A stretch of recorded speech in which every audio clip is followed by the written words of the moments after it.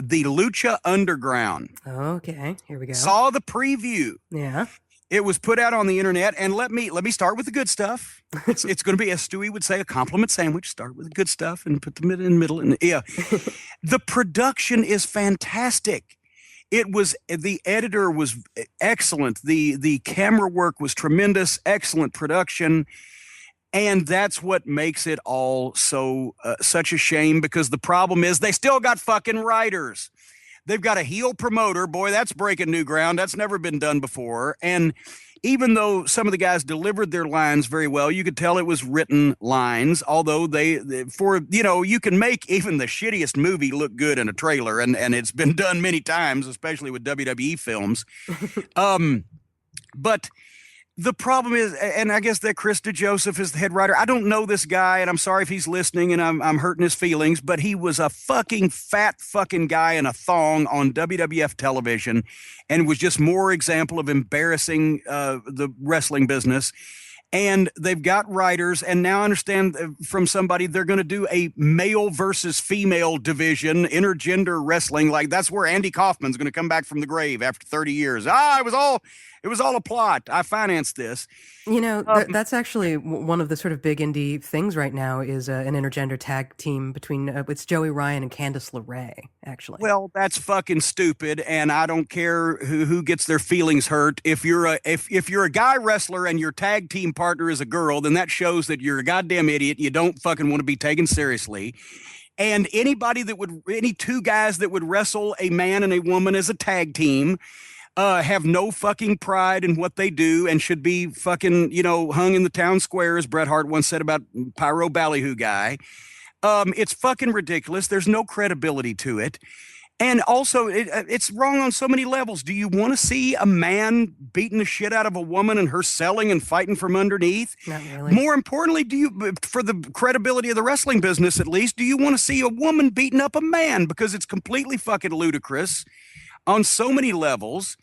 And I will say this, people say, I'd never admit I was wrong. I was wrong when at the Big Bang in Charlotte, the Ring of Honor internet pay-per-view back in 2010, we tried to combine Lucha and American style pro wrestling because we had an in with the fine gentleman whose name escapes me now, but who owns about 6 Hispanic radio stations in Charlotte. We had Blue Demon Jr., a big name, and others on the card. We got tremendous free promotion.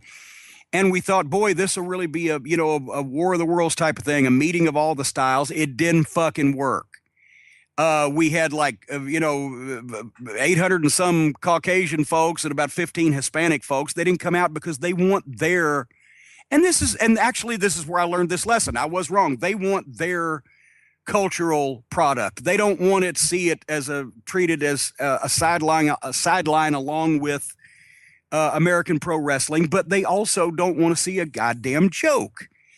Real Lucha Libre, I still think, on an Hispanic network in this country with the tremendous Hispanic population that we're now getting in terms of percentage of the overall population, could work. But this will be another example of something that's not really wrestling, and it's TV people are involved and people with no goddamn wrestling background are involved, and it's going to turn people off, not only fans, but also sponsors, also probably television networks. Another example, like that Wrestling Society X on MTV and all these, and the celebrity wrestling and all the other horse shit that's been done over the past few years. And it will turn people off to where they don't want to see more wrestling, or they don't want to present more wrestling, or they don't want to sponsor more wrestling.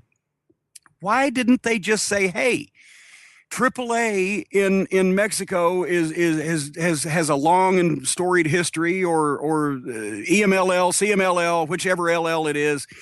Let's bring some real Lucha Libre, a cultural phenomenon in Mexico for the past 80, 90 years. Let's bring that to the American population with great production values. No, they got to fuck with it. And once again, I don't know who Chris DeJoseph is. I know who he is. I haven't met him.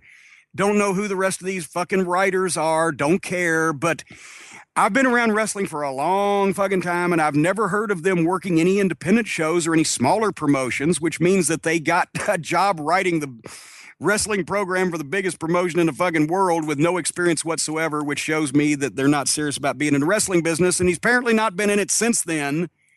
and is just trading on that brief period of time he worked for the WWE to get involved in this. So anyway, fuck them all and feed him some fish heads. But the video looked great. A great production. Wish Ring of Honor had that production. We might have made some fucking strides. But if Sinclair Broadcasting was paying for it, obviously that's why we didn't have that production.